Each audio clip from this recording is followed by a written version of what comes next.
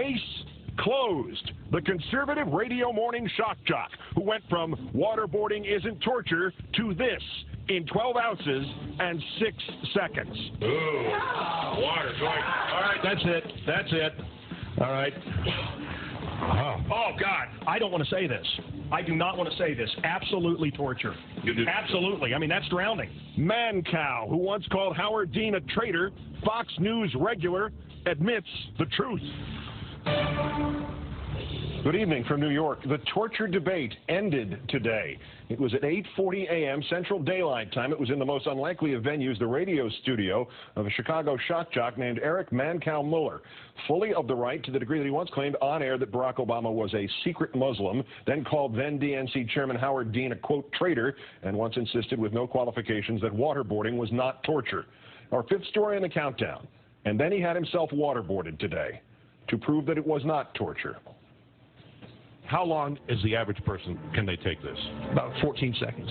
14 seconds? That's the average. 14 seconds done properly, yeah. Now, we've got to get your face covered here, all right? Here we go. We're going to get it nice and wet.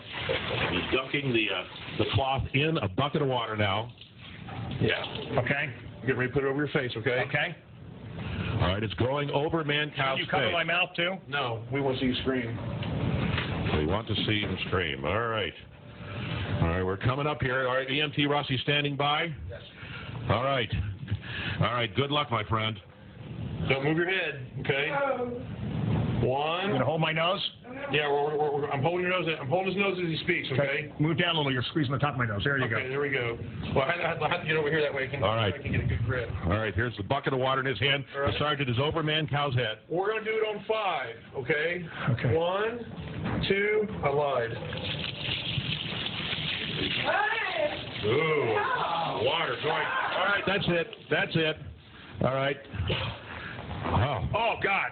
Mancow is soaked. Oh. Mancow is soaked. We all got a little water on him. How you doing, buddy? Oh. All right. Oh. You're soaked, man. How do you feel? You want the EMT? No. The EMT's here. No, it's okay. It is. Your breath. I'm fine. It is way worse than I thought it would be. And it is way worse than I thought it would be. And that's no joke. Would you consider that torture?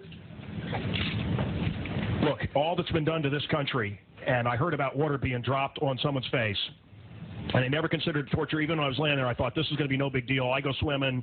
It's going to be like being in the tub. It is such an odd feeling to have water poured down your nose and your mouth with your head back. It was instantaneous. I thought I could hold out 30 seconds, 60 seconds. It was instantaneous. And I don't want to say this. I do not want to say this. Absolutely torture. You do? Absolutely. I mean, that's drowning. Absolutely torture, he says. That's drowning, he says. If he were being interrogated in that way, he added later, I would confess to anything. Mr. Muller lasted 6 seconds. And he, unlike prisoners who were waterboarded, had a toy cow that he could throw, and he had had enough. And he, unlike prisoners who were waterboarded, obviously knew it would end. He knew it would not kill him. And he, unlike prisoners who were waterboarded, was not subject to any other potential element of being a prisoner, like confinement or sleep deprivation or temperature extremes or having it done to him. Another 182 times. As a healthy 42-year-old man, Mr. Muller underwent what might be easily called the Rolls-Royce version of waterboarding. 6 seconds torture.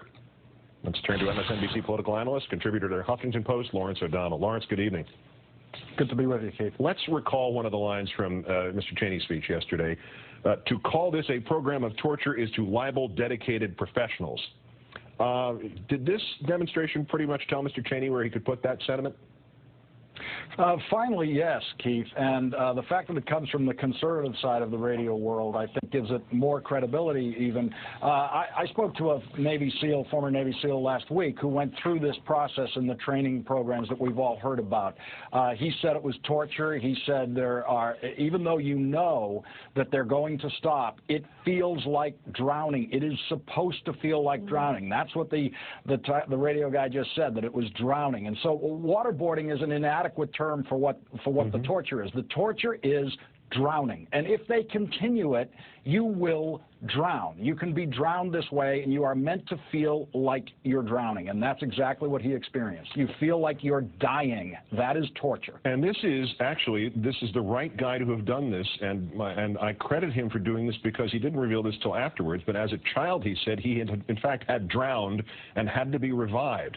So he knew what he was talking about when he said it's not just that it's torture, it is drowning. Is the failure perhaps to get this point across the simple semantics of this, the terminology? Could it be that that's simply stupid, that people actually believed, as he said, it was some water being poured on the face, that the point has not been made sufficiently? It is not artificial or simulated drowning. It's drowning, and then they stop it just before you die.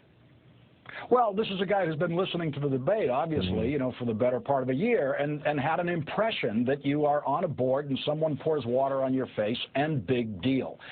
He has discovered what a bid deal it is. And look, there's an account that I've read on the air at MSNBC. It's someone who was waterboarded in that training program that the military runs, and he said that he experienced it as torture when he went through it. He gave a very detailed account of it, and the more of this that we can see, and if Sean Hannity is ever going to step up to your challenge, it can only advance our knowledge about what this actually is. I think the key word is drowning. That's what we should be shifting the semantics to. A quick vision of the big picture, Lawrence. This will impact the debate how, do you suppose? Well, I spent the morning on one of the network morning shows with Liz Cheney telling me that waterboarding is not torture, which is the family line. And so it wastes a certain segment of the discussion that you have to go through that whole issue of is it or is it not torture. Of course, you know, Cheney dictated legal memos, you know, to the hacks, the lawyer hacks in the administration to say that this isn't torture, and that's what he's relying on when he and the Cheney family assert that it isn't. But the more of these experiments we do and the more videotape we have on them, the more that notion just disappears. And the right answer, or the right's answer to this will be what? A, he wasn't really a conservative. B, ignore it. C, oh, we never did anything that bad. Well, they will definitely try to ignore it, but if they are forced to address it, remember, Sean Hannity still tells his audience that we did indeed find weapons of mass destruction in Iraq. So there is no such thing as winning with minds like that by using things like facts. MSNBC political analyst, contributor to the Huffington Post, Lawrence O'Donnell. Great thanks. Have a great weekend. Thanks, Keith.